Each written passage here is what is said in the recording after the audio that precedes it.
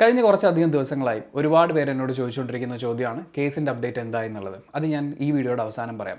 ഇപ്പോൾ നമുക്ക് സംസാരിക്കാനുള്ളത് മലൈക്കോട്ടെ വാലിബനെ കുറിച്ചാണ്. മലൈക്കോട്ടെ വാലിബൻ ഒരു മുത്തശ്ശി കഥ പോലെയാണ്. എന്ന് വെച്ചാൽ കഥാപാത്രങ്ങളും സ്ഥലങ്ങളും സാഹചര്യങ്ങളൊക്കെ നമുക്ക് എവിടെയോ കേട്ട് പഴകി പരിചയമുള്ളതുപോലെ തോന്നും. പക്ഷേ കഥകളൊന്നും അത്ര പെട്ടെന്ന് വിശ്വസിക്കാൻ പറ്റുന്നതല്ല. പേര് മുത്തശ്ശി കഥ എന്നാണെങ്കിലും അത്തരം കഥകൾ ലോകമെമ്പാടും ഉണ്ടായിട്ടുണ്ട്. ഒരുപാട് സാഹിത്യ സൃഷ്ടികളും ഉണ്ടായിട്ടുണ്ട്. അങ്ങനെ വിഖ്യാത എഴുത്തുകാരൻ ജോർജ് ഓർവെലിൻ്റെ ആനിമൽ ഫാം അത് നമ്മൾ എക്സ്പീരിയൻസ് ചെയ്യേണ്ട ഒന്നാണ്. അത് കുക്കു FM-ൽ ഒരു ഓഡിയോ ബുക്കായിട്ട് നമുക്ക് അവൈലബിൾ ആണ്. വായന നമുക്ക് വലിയ താല്പര്യമുള്ള കാര്യമൊക്കെയാണ്, പക്ഷേ സമയം ഒരു വലിയ പ്രശ്നമാണ്. പക്ഷേ കുക്കു FM നമുക്ക് പുസ്തകങ്ങൾ വായിച്ചു തരും. അത് നമുക്ക് ഇഷ്ടമുള്ള താരങ്ങളുടെ, ഡബ്ബിംഗ് ആർട്ടിസ്റ്റുകളുടെ ഒക്കെ വോയിസിൽ നമുക്ക് ഇഷ്ടപ്പെട്ട മ്യൂസീഷ്യൻസിൻ്റെ ബാക്ക്ഗ്രൗണ്ട് സ്കോറൊക്കെ കൂടി ഒരു സിനിമാറ്റിക് അനുഭവമായിട്ട് അവർ നമ്മുടെ മുന്നിലേക്ക് എത്തിക്കുകയാണ്. ഇത് മാത്രമല്ല, മലയാളത്തിലേതടക്കം വിശ്വവിഖ്യാതരായ എഴുത്തുകാരുടെ കലാസൃഷ്ടികൾ കുക്കു FM-ൽ അവൈലബിൾ ആണ്. ഇപ്പോൾ വെറും 39 രൂപയ്ക്ക് ഷേക്സ്പിയർ കൃതികളടക്കം നിങ്ങൾക്ക് കുക്കു FM-ൽ ആസ്വദിക്കാം. കുക്കു FM-ൻ്റെ റിപ്പബ്ലിക് ഡേ സെയിൽ നടക്കുകയാണ്. 60% ഡിസ്കൗണ്ടാണ് മന്ത്ലി സബ്സ്ക്രിപ്ഷനിലും ആനുവൽ സബ്സ്ക്രിപ്ഷനിലും അവർ നമുക്ക് തരുന്നത്. ഈ ജനുവരി 22 മുതൽ 31 തീയതി വരെയാണ് ഓഫർ അവൈലബിൾ ആയിട്ടുള്ളത്. ചെയ്യേണ്ടത് ഇത്രയേ ഉള്ളൂ. ഡിസ്ക്രിപ്ഷനിൽ ഒരു ലിങ്ക് കൊടുക്കുന്നുണ്ട്. അതേ ലിങ്ക് തന്നെ കമന്റ് ബോക്സിൽ ഞാൻ പിൻ ചെയ്ത് വെക്കുന്നുണ്ട്. ലിങ്ക് ക്ലിക്ക് ചെയ്യുക, കുക്കു FM ഡൗൺലോഡ് ചെയ്യുക, India 60 എന്ന കൂപ്പൺ കോഡ് അപ്ലൈ ചെയ്യുക, 60% ഡിസ്കൗണ്ട് സ്വന്തമാക്കുക. അപ്പോൾ കുക്കു FM ഡൗൺലോഡ് ചെയ്യൂ. Make every minute matter. നന്നായി നേരം കളയൂ. ലാലേട്ടൻ പ്രധാന കഥാപാത്രത്തെ അവതരിപ്പിക്കുന്ന ലിജോ ജോസ് പെല്ലിശ്ശേരി സംവിധാനം നിർവഹിച്ചിട്ടുള്ള ഏറ്റവും പുതിയ സിനിമ.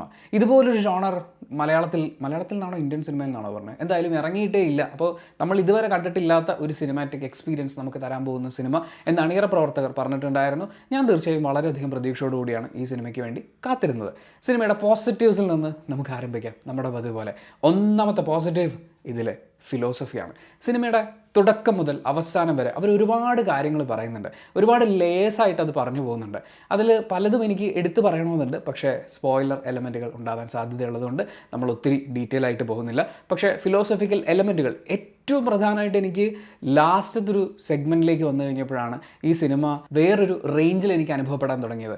അതുവരെ മോശമായിരുന്നു എന്നല്ല, പക്ഷേ സിനിമ ഒരു ഫീലായിട്ട് നമ്മുടെ ഉള്ളിൽ ഇങ്ങനെ നിറഞ്ഞു തുടങ്ങൂലേ, അത് ശരിക്കും ആ ലാസ്റ്റ് സെഗ്മെൻറ്റിൻ്റെ സമയത്താണ് സംഭവിച്ചിട്ടുള്ളത്. സിനിമയുടെ ഫിലോസഫി. രണ്ടാമത്തെ പോസിറ്റീവ് നേരത്തെ പറഞ്ഞതിൻ്റെ എക്സ്റ്റൻഷൻ തന്നെയാണ് സിനിമയുടെ ലാസ്റ്റ് എപ്പിസോഡ്. ശരിക്കും അവിടെയാണ് ഈ സിനിമ എന്നിലെ പ്രേക്ഷകനെ ശരിക്കും ഞാനൊരു എപ്പിക് ലെവൽ സംഭവം എന്തോ കാണുന്നതെന്ന് പറയുന്ന ഒരു ഫീലിലേക്ക് കൊണ്ടുവന്നത്. ഒരുപാട് ആവർത്തിച്ച് വന്നിട്ടുള്ള കഥയും സന്ദർഭങ്ങളും ഇമോഷൻസും ഒക്കെ തന്നെയാണ്, പക്ഷേ അതിനെ വേറൊരു രീതിയിൽ കൊണ്ടെത്തിക്കാൻ അവർക്ക് പറ്റുന്നുണ്ടായിരുന്നു ആ ലാസ്റ്റത്തെ എപ്പിസോഡ്. പക്ഷേ അതുവരെ എത്താനുള്ള കുറച്ച് കഷ്ടപ്പാട് ഉണ്ടായിരുന്നു എന്നുള്ള കാര്യം കൂടി ചേർത്ത് വെക്കേണ്ടതുണ്ട്. മൂന്നാമത്തെ പോസിറ്റീവ് വിഷ്വൽസ് ആണ്.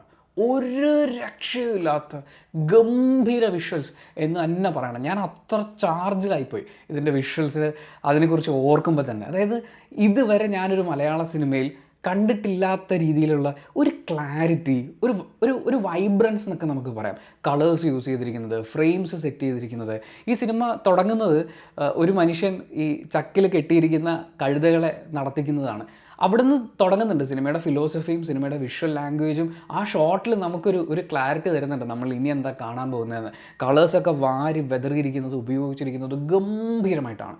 ഇതിൻ്റെ വിഷ്വൽസാണ് പലപ്പോഴും ഞാൻ പല റിവ്യൂസിലും പറയാറുള്ളതാണ് സിനിമയെ രക്ഷിക്കുന്നത് ഒരു പരിധിവരെ BGM ആണെന്ന്. പക്ഷേ ഈ സിനിമയെ ഏറ്റവും ഗംഭീരമായി രക്ഷിക്കുന്നതും മുന്നോട്ട് കൊണ്ടുപോകുന്നതും BGM-നോടൊപ്പം ഇതിൻ്റെ വിഷ്വൽസും കൂടിയാണ്.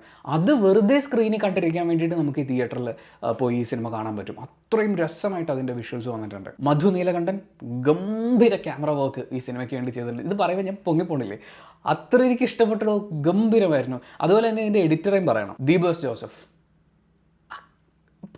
ആ പ്ലേസ്മെൻറ്റിലുണ്ടത് എന്തൊരു രസമാണെന്നറിയോ.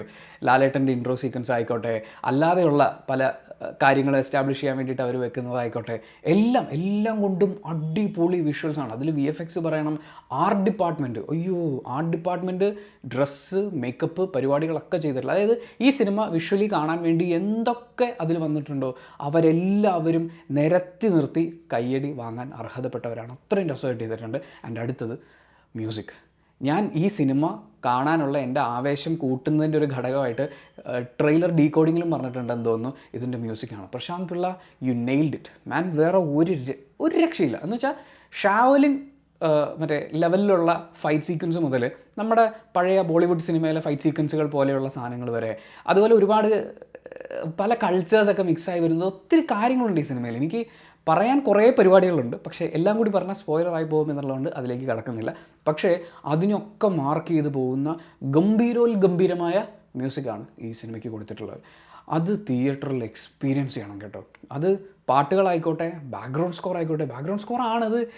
ഇതിലെ മറ്റേ കോട്ടയിലെ ലാസ്റ്റ് ഫൈറ്റ് എന്നൊക്കെ എനിക്ക് പറയാമല്ലോ, സ്പോയിലർ ആവില്ലല്ലോ അല്ലേ. ആ ഫൈറ്റ്, അതായത് സിനിമയുടെ ലാസ്റ്റ് എന്നല്ല പറയുന്നത്, കോട്ടയ്ക്കകത്തുള്ള ഒരു സാധനമൊക്കെ ഉണ്ട്. ആ ഫൈറ്റ് കൺക്ലൂഷനിലേക്കൊക്കെ എത്തുമ്പോൾ വരുന്ന ബാക്ക്ഗ്രൗണ്ട് സ്കോറൊക്കെ ഉണ്ടല്ലോ, മോനെ അൽപ്പൊളി. അത് പറയുമ്പോൾ ഇതിൻ്റെ ടോട്ടൽ സൗണ്ട് മിക്സിങ്ങും കൂടി പറയണം. അതായത് നമ്മളെല്ലാം ഒന്നും വാരി കേൾപ്പിച്ച് നിങ്ങൾ ഇതെല്ലാം കേട്ടോ, ഇതെല്ലാം ഞങ്ങൾ സിനിമയിൽ ഉപയോഗിച്ചിട്ടുണ്ട് എന്ന് പറയുന്നൊരു സാധനമല്ല. എന്നാൽ അതേസമയം ആ സിറ്റുവേഷനെ, ആ ഒരു കഥ നടക്കുന്ന ആ ഒരു കൾച്ചറൽ സെറ്റപ്പിനെ ഒക്കെ മാർക്ക് ചെയ്യുന്ന രീതിയിലുള്ള സൗണ്ടിങ് ഉണ്ടല്ലോ.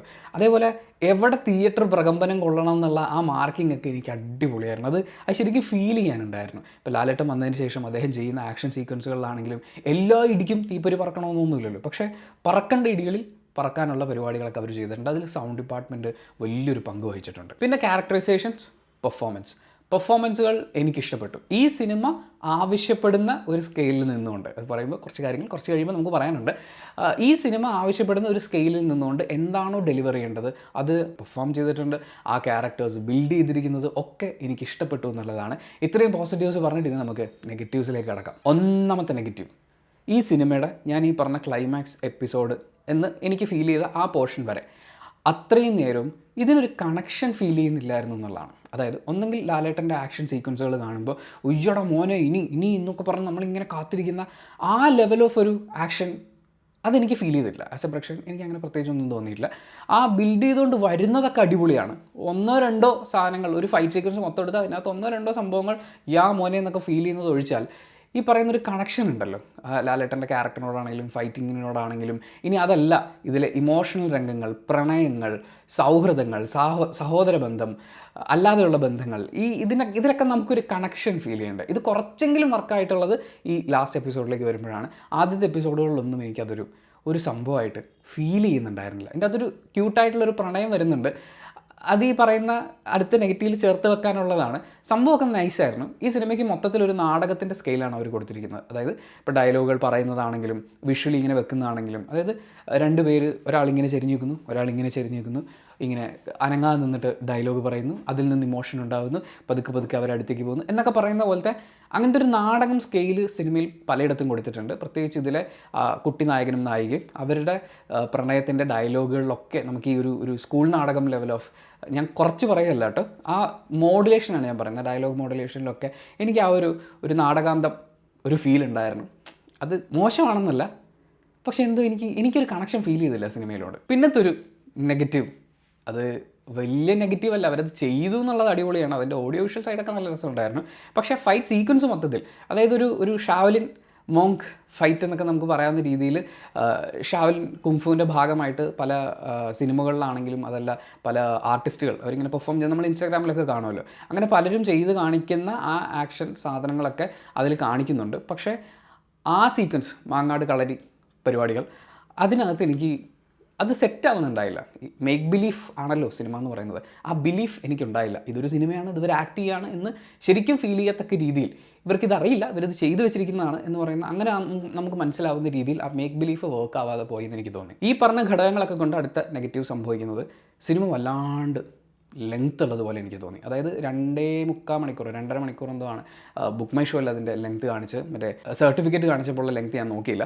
അപ്പോൾ അത്രയും സമയം ഉണ്ടെങ്കിലും ഇത് ഒരുപാട് നേരം ഇരുന്ന് കാണുന്നത് പോലെ, അത് ഈ പറഞ്ഞ കണക്ഷൻസ് ഒക്കെ വർക്ക് ആവാത്തതുകൊണ്ടാണ്. ആകെ മൊത്തത്തിൽ എന്നിലെ പ്രേക്ഷകന് കടുത്ത നിരാശയൊന്നുമില്ല, പക്ഷേ ഒരു ഫീലില്ല. ആ വിഷ്വലും മ്യൂസിക്കും ഒക്കെ നല്ല രസമുണ്ടായിരുന്നു, അതൊക്കെ കൊള്ളായിരുന്നു.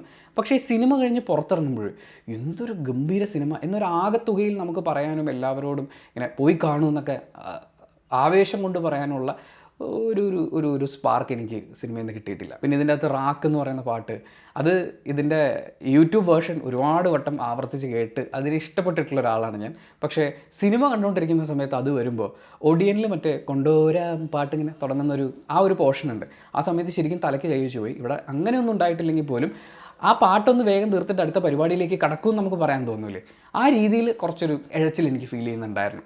ആകെ മൊത്തത്തിൽ നഷ്ടബോധമല്ല, തൃപ്തിയില്ലാത്തൊരു അനുഭവമായിട്ടാണ് എനിക്ക് മലൈക്കോട്ടെ വാലിബൻ ഫീൽ ചെയ്തത്.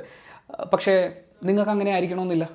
ഇതൊരു ഗംഭീര സിനിമയായി, ഒരുപക്ഷെ ഞാൻ കണ്ടതിനേക്കാൾ മനസ്സിലാക്കിയതിനേക്കാൾ കൂടുതൽ ആഴത്തിൽ നിങ്ങൾക്ക് ഈ സിനിമ മനസ്സിലാക്കാൻ പറ്റുകയും ഇതൊരു ഗംഭീര സിനിമയെ അനുഭവപ്പെടുകയും ചെയ്തേക്കാം. അങ്ങനെയുണ്ടെങ്കിൽ അത് കമൻറ്റ് ബോക്സിൽ രേഖപ്പെടുത്തുക. കമൻറ്റ് ബോക്സ് നോക്കിയിട്ട് സിനിമയ്ക്ക് പോകണോ വേണ്ടോ എന്ന് തീരുമാനിക്കുന്ന ആളുകൾക്ക് അതൊരു വലിയ സഹായമായിരിക്കും. അപ്പോൾ thank you so much for watching this video. Video ഇഷ്ടപ്പെട്ടാൽ ലൈക്ക് ചെയ്യുക, കമൻറ്റ് ചെയ്യുക, ഷെയർ ചെയ്യുക, സബ്സ്ക്രൈബ് ചെയ്യുന്ന കാര്യം പരിഗണിക്കുക. പിന്നെ കേസിൻ്റെ കാര്യം. പ്രമുഖ സംവിധായകൻ എന്നെ വിളിക്കുന്നു, എൻ്റെ അച്ഛൻ വിളിക്കുന്നു, അമ്മയ്ക്ക് വിളിക്കുന്നു, എൻ്റെ കമ്മ്യൂണിറ്റിയെ മോശമായി ചിത്രീകരിക്കുന്ന രീതിയിൽ തെറിയൊക്കെ വിളിക്കുന്നു. ഞാൻ പോലീസ് സ്റ്റേഷനിൽ പിറ്റേ ദിവസം തന്നെ, അതായത് 6-ാം തീയതി നേരിട്ട് പരാതി കൊടുക്കുന്നു. അതിന് മുമ്പ് ACPക്കും അതേ പോലീസ് സ്റ്റേഷനിൽ എളമക്കര സ്റ്റേഷനിലുമായിട്ട് ഞാൻ ഓൺലൈനായിട്ട് കംപ്ലയിൻറ്റ് രജിസ്റ്റർ ചെയ്തിട്ടുണ്ടായിരുന്നു. പക്ഷേ ഒരു 10-16 ദിവസത്തോളം യാതൊരുവിധ ഒഫീഷ്യൽ നടപടികളും ഉണ്ടായിട്ടില്ല. ഇത് മുന്നോട്ട് പോകുന്നേ ഇല്ല എന്നുള്ളൊരു രീതിയിൽ നിന്ന് കഴിഞ്ഞപ്പോൾ നമുക്ക് വേറെ ഓപ്ഷൻ ഇല്ലാത്തതുകൊണ്ട് കോടതി മുഖേന നമ്മൾ ബന്ധപ്പെട്ടു. അപ്പോൾ കോടതി നമ്മുടെ പരാതി സ്വീകരിക്കുകയും നടപടിയെടുക്കണം, അന്വേഷണം ഉണ്ടാവണം എന്ന് പോലീസുകാരോട് പറയുകയും ചെയ്തിട്ടുണ്ട്. അതിലെനിക്കൊരു അഭിമാനവും സന്തോഷമൊക്കെ ഉണ്ട്. ഇപ്പോൾ നമ്മളും പോലീസ് സ്റ്റേഷനിൽ പലപ്പോഴും പല പരാതികളും കൊടുക്കുന്നുണ്ടാവും. നിങ്ങളും അങ്ങനെ എന്തെങ്കിലും കൊടുത്തിട്ടൊക്കെ ഉണ്ടാവും. പക്ഷേ മുന്നോട്ട് പോകുന്നില്ല എന്ന് തോന്നിക്കഴിഞ്ഞാൽ ഇവിടെ കോടതിയുണ്ട്.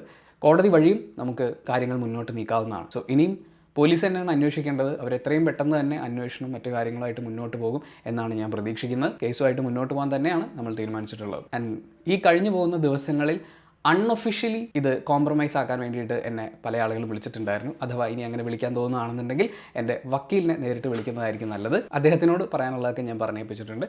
അപ്പോൾ അത്രയാണ് update. Thank you so much for watching this video. Video ഇഷ്ടപ്പെട്ടാൽ ലൈക്ക് ചെയ്യുക, കമൻറ്റ് ചെയ്യുക, ഷെയർ ചെയ്യുക, സബ്സ്ക്രൈബ് ചെയ്യുന്ന കാര്യം പരിഗണിക്കുക.